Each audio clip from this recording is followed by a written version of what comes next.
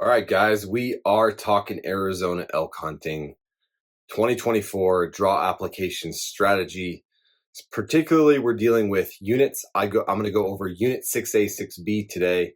Talk about the draw, talk about the odds, talk about what to expect for these particular units. They're separated, obviously, like I just said, in between 6A and 6B. So that's unit 6. Let's start with 6A. 6A is one of my personal favorite units. I like 6A a lot because it's opportunity. I fall into the category of a hunter and a guide and outfitter that really focuses on quality opportunities over like the biggest and greatest giant bull to ever walk, in unit 6 or unit 9 or 10 or whatever.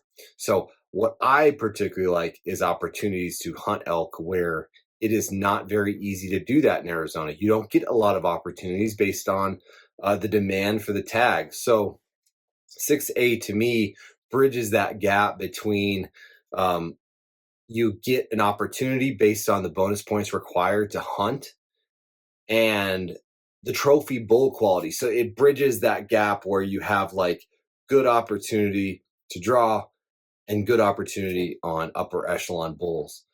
Neither of them are crazy one way or the other.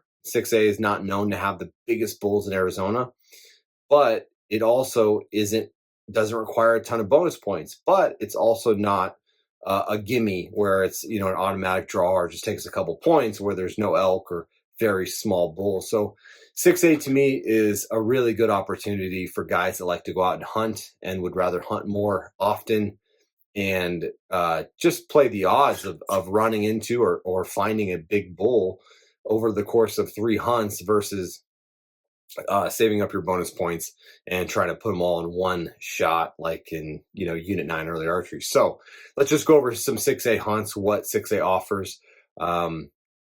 What I just went over kind of indicates, yes, the opportunities are better.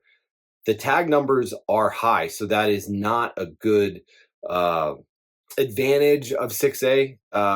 Just from a hunting pressure standpoint, there is 750 tags for the archery season, 750 for the rifle season, 325 for the muzzleloader season, and then I forget if they threw in late archery this year or not. Doesn't matter. Usually it's just the late muzzleloader, which is in November, has 300 tags. So guys, there's a lot of tags. 6A, as you can see on the map, is not a huge surface area. It's not like, say, Unit 10, which covers just a massive amount of square mileage.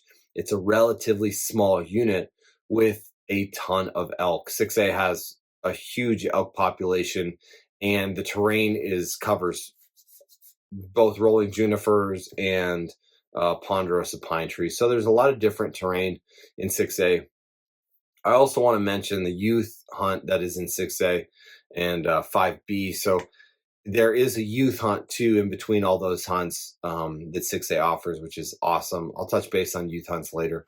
But again, guys, 6A is a really good opportunity to go hunting and hunting for at least bigger bulls. So when I say big bulls, I'm talking that 330 class bull is a possibility in 6A and maybe something bigger. So that being said, what to expect is, yes, you'll have hunting pressure. There's very good places to drive around, very good places to camp. It's relatively easy to get to from Phoenix or from Flagstaff. So, there's not a lot of exclusivity. There's a few wilderness areas, but they're pretty small. They're not areas where you're really going to spend that much time and like backpack into. Not like you would in Wyoming or Colorado, where wilderness areas encompass thousands of miles, like the Frank Church Wilderness or other wildernesses like that you literally can go like rafting into and not come out for 4 days. Typically, the wilderness areas in Arizona are small little pockets they just don't want roads going into that you can kind of day hunt in and out of. So all that being said, it's pretty much walk-in areas. You're going to see people, you're going to run into other hunters, but more often than not, you're going to run into elk too. So that's what makes it very attractive to hunters that are not solely focused on trophy size bulls. And again, trophy is in the eyes of the beholder, because I view a 330 to 350 bull as a fantastic bull. Anything over 350 is just outstanding. I mean, an amazing bull that very few people get to lay their eyes on, let alone get a tag and harvest. So 6A is awesome, guys. Lots of water, lots of elk. There's just a lot of opportunity. So I encourage you guys to look into some of that. Some of those hunts in 6A, if you're in that 10 points category, if you're a resident or non-resident, look at the late muzzleloader hunt in 6A. That's a fabulous hunt to get the first crack at some of those bulls before they open it up to late rifle. You are limited to a muzzleloader, but in Arizona you can have inline muzzleloaders with rifle scopes and the whole 9 yards. So you can have some pretty advanced muzzleloaders in 6A. It gives you a lot of opportunity to get in there in the elk woods before the rifle season. So good stuff, guys. I love 6A. And then let's just touch base right away about 6B. 6B is pretty different. It is the western half of Unit 6. It's surrounded by some canyons, Sycamore Wilderness area on one side, and then you've got Munns Wilderness and Red Rock Wilderness and some things like that kind of border 6A on the east.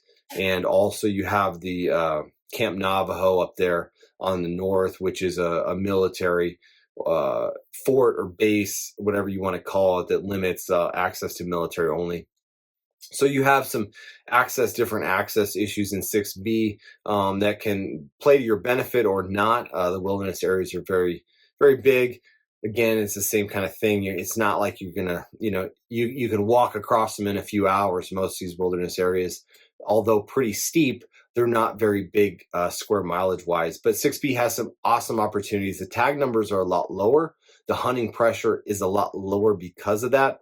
And there are really, really good elk and elk numbers in 6B in certain spots. And also bull quality is high. I mean, you still have a chance of that 300 to 330 plus type bull in 6B without all the hunting pressure that 6A tends to get just because of the tag numbers. So again, you're looking at not a ton of bonus points required to draw as a resident or non-resident, but good opportunities. Again, I've said this in another video, I'd rather hunt more and take my chances.